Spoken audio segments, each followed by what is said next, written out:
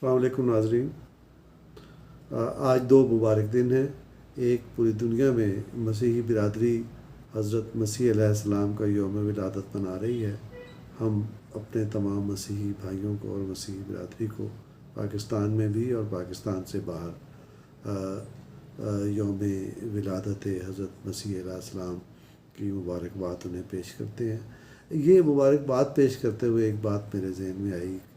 Social media पर हमने देखा कि बाज़ अहबाब ने ये लिखा कि अगरचे ये तारीख़ विलादत मशकूक है, यानी 25 दिसंबर, लेकिन इसके बावजूद हम मसीह बिरादरी को मुबारकबाद पेश करते हैं। भाई, बात यह है कि आप मुबारकबाद पेश करते हैं तो उसे मशरूत क्यों करते हैं?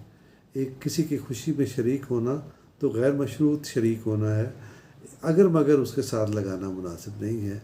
मुझे ये देख कर ज़रा सी तकलीफ़ हुई कि आप मुबारकबाद भी पेश कर रहे हैं और उसके साथ आप अगर मगर भी लगा रहे हैं, तो ये तर्ज़ अमल बहुत मज़ेदार नहीं है। खुशियों में बहुत खुले दिल के साथ बग़ैर अगर मगर के शरीक होना चाहिए। तो लिहाजा हम बग़ैर अगर मगर के अपनी मसीही बिरादरी को यौम विलादत हज़रत मसीह अलैहिस्सलाम की मुबारकबाद पेश करते हैं। दूसरा दिन आज बानिया पाकिस्तान कायद आज़म मोहम्मद अली जिन्ना के यौम विलादत का दिन है और कौम बड़े जोश व खरोश से ये दिन मना रही है। सच्ची बात यह है कि कायद आज़म ही हमारी कौमी ज़िंदगी में एक ऐसा किरदार हैं जिन पर आज भी कौम मुत्तहद हो सकती है और हमारे लिए उनकी तालीमात और उनका सियासी तर्ज़ अमल ही एक बेहतरीन लाए अमल है, जिसके पर अमल करके हम अपनी कौम की कश्ती को पार लगा सकते हैं। तो यौम कायद आज़म मुबारक। नाज़रीन, कौमी अयाम और दीनी अयाम और मजहबी अयाम साथ साथ चलते रहते हैं, लेकिन इसके साथ जो सियासी मामलात होते हैं उनकी डगर और उनकी लय अलग होती है। उन पर ये दिन आए, ये दिन ना आए, उनकी रफ़्तार भी अपनी होती है, उनकी हिद्दत और शिद्दत भी अपनी होती है, और यही चीज़ इस वक्त हम महसूस कर रहे हैं। वो हमारे यहाँ जो मसाइल पैदा हुए खैबर पख्तूनख्वा के इंतखाबी नताइज के बाद और उसके बाद पाकिस्तान मुस्लिम लीग नून के कायद मियां नवाज शरीफ की तरफ से जो पाकिस्तान वापसी की इंदिया दिया गया, उससे जो एक हिद्दत और शिद्दत पैदा हुई, उसके असरात अभी भी महसूस किए जा रहे हैं। बल्कि यूँ कहिए कि उसके आफ्टर शॉक्स हमारे यहाँ अभी तक महसूस किए जा रहे हैं। उनके जो आफ्टर शॉक्स जो सबसे ताकतवर यानी इस ज़लज़ले के आफ्टर शॉक्स हैं, वो वज़ीर आज़म इमरान ख़ान के एक बयान से हमें मिलते हैं। इमरान ख़ान ने अभी ये कहा कि अगर सज़ा याफ्तगान को रिहाई करना है तो फिर क्यों न जेलों के दरवाज़े खोल दिए जाएं। ये जो इमरान ख़ान साहब का बयान आया है, ये तहरीक इंसाफ की रिवायत के मुताबिक अब इस चीज़ को तहरीक इंसाफ की दीगर क़यादत ने यूँ कह लें तस्बीह के दाने की तरह पढ़ना शुरू कर दिया है। शहबाज गिल साहब ने भी ये बात कही है, चौधरी साहब की ज़ुबान से भी ये बात सुनी गई है, और ये बात अब तसलसल से कही जाने लगी है। तो इस बयान से जो ये समझ में आती है बात कि तहरीक इंसाफ एक नया नैरेटिव बिल्ड करने की कोशिश कर रही है। ये नया नैरेटिव क्या है? ये नया नैरेटिव पोस्ट केपी की इलेक्शन रिज़ल्ट और पोस्ट अनाउंसमेंट ऑफ मियां नवाज शरीफ है, जिससे ऐसा लगता है कि बाकायदा तपिश महसूस की तहरीक इंसाफ और उसकी हुकूमत ने और उसकी क़यादत ने, और अब वो महसूस करती है कि हमें एक नया नैरेटिव देना पड़ेगा, वरना हर चीज़ इस तूफ़ान में बह जाएगी। अब हम देखें कि इस नैरेटिव के बड़े दिलचस्प नुकात हैं और हम इन नुकात पर एक नज़र डालते हैं। पहला नुक्ता वही जो हमने अर्ज़ किया कि नहलों को अगर छोड़ना ही है तो क्यों ना जेलों के दरवाज़े खोल दिए जाएँ। यानी कत्ल का मुजरिम, डकैती का मुलजिम, इस मुल्क को नुकसान पहुँचाने का मुलजिम, जासूसी का मुलजिम, गद्दारी का मुलजिम, वो सारे मुलजिम ایک جیسے ہیں اگر آپ سیاسی ملزمان کو رہا کر دیں گے. تو ایک نیریٹو کا ایک نقطہ یہ ہے. نیریٹو کا دوسرا نقطہ یہ ہے کہ جیسے ہی میاں نواز شریف صاحب پاکستان پہنچیں گے ان کے لیے جیل کا دروازہ کھول دیا جائے گا. اس کا تیسرا نقطہ یہ ہے، اگرچہ یہ ایک اقدام ہے تحریک انصاف کی داخلی سیاست سے اس کا تعلق ہے، لیکن یہ بھی اسی نیریٹو کا حصہ ہے جس کے تحت کے پی کے کی تحریک انصاف کی اور تحریک انصاف کی ملکی تنظیمیں توڑ دی گئیں اور نئے سیکرٹری جنرل اس کے مقرر کر دیے گئے اور دیگر عہدیدار جو ہیں ان کی اب تنظیم سازی نئے سرے سے ہوگی. جو چوتھا اس کا نقطہ ہے وہ یوں سمجھیے کہ ایک نیریٹو کا حصہ ہے، لیکن ہوا کا رخ جاننے کی ایک کوشش ہے. وہ یہ ہے کہ بلدیاتی انتخابات کا جو اگلا مرحلہ کے پی کے میں جنوری میں ہونے جا رہا ہے وہ ملتوی کر دیا جائے گا.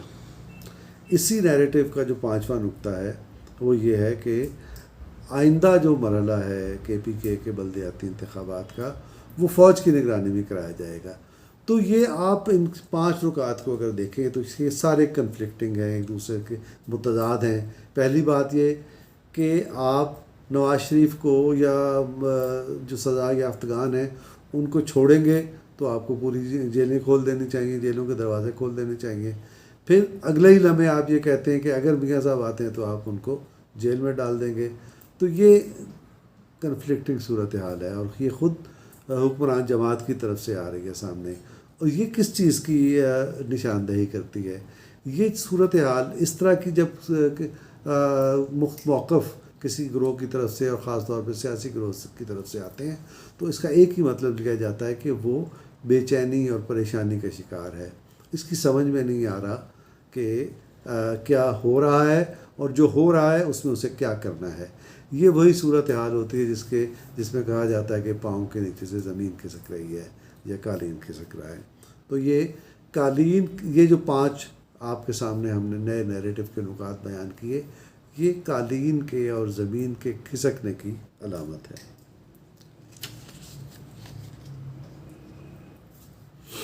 یہ ایسا کیوں ہوتا ہے کہ آپ ایک نیریٹو بلڈ کرنا چاہیں اور نیریٹو بلڈ نہ ہو، یا یوں کہیں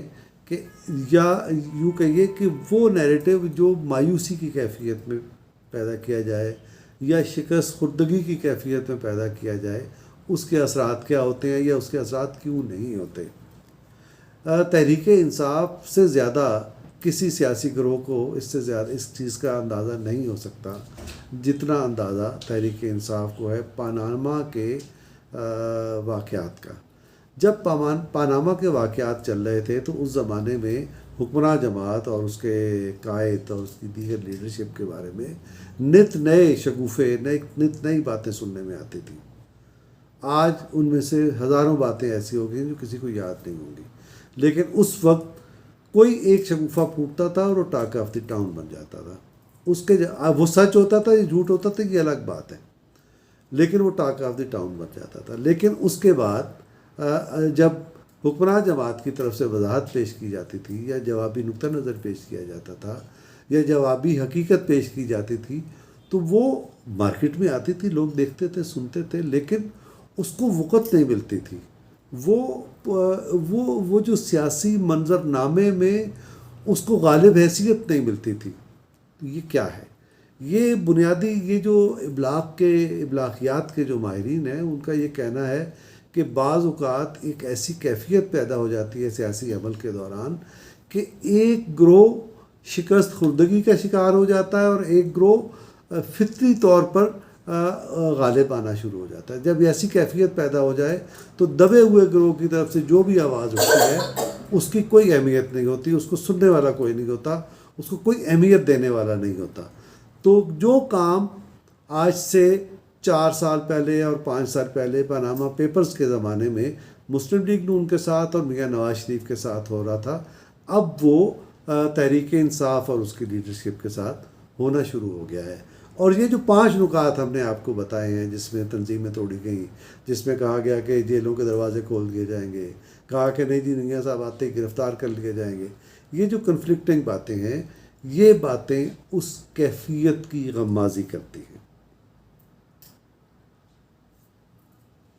اور اس کیفیت کی بھی غمازی کرتے ہیں کہ دراصل اب اس قسم کے اگر نکات سامنے آ رہے ہیں اور جو لوگ پیش کر رہے ہیں بیسیکلی وہ مایوسی کا شکار ہیں، اور مایوسی میں ان کی سمجھ میں یہ نہیں آ رہا کہ اب وہ کیا کریں اور ان کو کیا کرنا چاہیے۔ دراصل اس طرح کی صورتحال اینڈ گیم کی ابتدا ہوتی ہے، اس کو اینڈ گیم کی ابتدا کہا جاتا ہے، یعنی اختتام کی ابتدا۔ تو اس وقت یہ جو سچویشن پیدا ہو چکی ہے یہ ہائیبرڈ حکومت کی اینڈ گیم کی ابتدا ہے۔ اب اس کو آپ ذرا دلچسپ انداز سے سننا چاہیں تو ایک اور بھی ہے، یہ جو وہ علوم ہیں، خفی علوم ہیں جن سے لوگ حساب کتاب لگواتے ہیں، فعال نکلواتے ہیں اور وہ چیزیں کرتے ہیں، ان کے یہاں ایک چیز کہی جاتی ہے ساڑھ ستی کسی فرد کی یعنی زندگی میں بھی آ سکتی ہے، کسی اجتماعی گروہ کی زندگی میں بھی آ سکتی ہے۔ تو ایک تفرن طبع کے لیے میں آپ سے عرض کروں کہ اس طرح کی صورتحال اگر سیاسی جماعتوں پہ آئے تو یہ سیاسی جماعتیں 60 کا شکار ہو جاتی ہیں۔ تو اس وقت تحریک انصاف 60 کا شکار ہوتی ہوئی نظر آ رہی ہے، اور لگتا یہ ہے کہ وہ جیسے جیسے ہاتھ پاؤں مارے گی اور اس معاملے میں دھنستی چلی جائے گی۔ اور یہ وہی بات ہے، یہ 60 ایک دلدل کی طرح سے ہوتی ہے، اس سے نکلنے کا طریقہ ہوتا ہے سکون، اطمینان اور ہوش و حواس میں رہ کر ریٹریٹ کرنا۔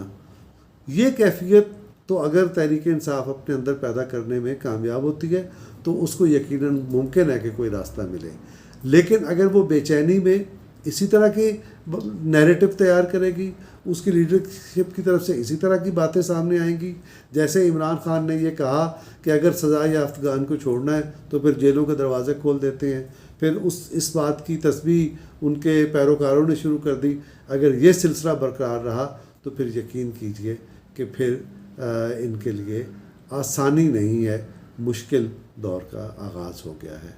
ناظرین، آج کے لیے اتنا ہی، اور یہی تجزیہ اور اسی قسم کے مزید تجزیات آپ کو ہماری ویب سائٹ www.awaza.com پر بھی پڑھنے کو مل سکتے ہیں۔ ہمارے اس تجزیے پر فیڈ بیک دینا نہ بھولیے گا۔ اپنا خیال رکھیے گا۔ اللہ حافظ۔